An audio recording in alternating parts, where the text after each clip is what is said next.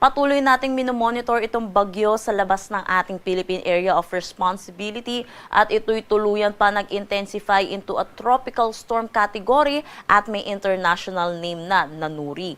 Ito'y huling namataan sa layong 1,290 kilometers east ng Eastern Visayas. May taglay na lakas na hangin na 65 kilometers per hour at pagbugso na umaabot ng 80 kilometers per hour. Mabagal itong kumikilos sa direksyon na southwest. Hindi naman natin inaasahan na ito'y papasok ng ating Philippine Area of Responsibility at magkakaroon ng direktang epekto sa anumang parte ng ating bansa. Pero yung trough or yung extension ng kaulapan netong bagyo ay inaasahan natin magdadala ng mga pag-ulan dito sa eastern section ng Mindanao. Samantala, yung northeast monsoon natin ay patuloy na nakakaapekto dito sa buong Luzon, pati na rin dito sa may Visayas.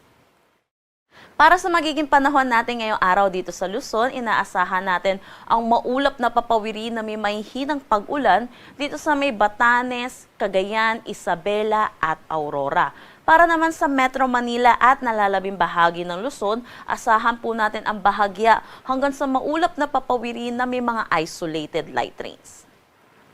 Agwat ng temperatura para sa Metro Manila 20 to 31 degrees Celsius, Lawag 21 to 31 degrees Celsius. For Tuguegarao 19 to 30 degrees Celsius, Baguio 13 to 21 degrees Celsius, Tagaytay 22 to 29 degrees Celsius at Legazpi 24 to 30 degrees Celsius. Dulot ng trough or yung extension ng kaulapan netong bagyo sa labas ng ating PAR, inaasahan natin ang maulap na papawiri na may mga kalat-kalat na pag-ulan dito sa Medinagat Islands, Surigao del Norte, Surigao del Sur at Davao Oriental. Para naman sa nalalabing bahagi ng Mindanao, asahan naman natin ang maaliwalas na panahon pero asahan din natin yung mataas na tsansa ng mga isolated rain showers at localized thunderstorm lalo na po sa hapon at sa gabi.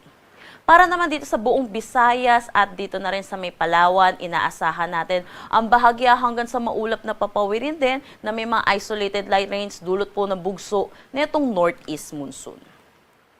Agwat ng temperatura para sa Puerto Princesa at Kalayaan Islands, 25 to 31 degrees Celsius. Dito sa may Iloilo, Tacloban at Cagayan de Oro, 24 to 31 degrees Celsius. Cebu, 25 to 31 degrees Celsius. Zamboanga, 25 to 34 degrees Celsius. At Davao, 24 to 33 degrees Celsius.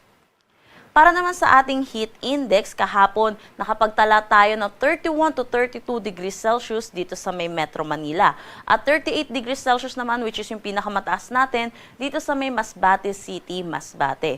Kung mapapansin din po natin, hindi rin po kataasan yung mga naitatala po nating heat index dahil dito sa bugso nitong northeast monsoon. Kaya ito rin po yung dahilan kung bakit hindi pa po tayo nag-a-announce ng ating start ng tag-init dahil sa bugso ng northeast monsoon at inaasahan din po natin magkakaroon po ulit siya ng panibagong bugso sa mga susunod na araw. Pero iba yung pag-iingat pa rin po para sa ating mga kababayan dahil inaasahan po natin magiging mainit pa rin naman po ang ating tanghali hanggang hapon dahil hindi na rin po ito yung kasing lamig ng bugso natin noong mga nakaraan.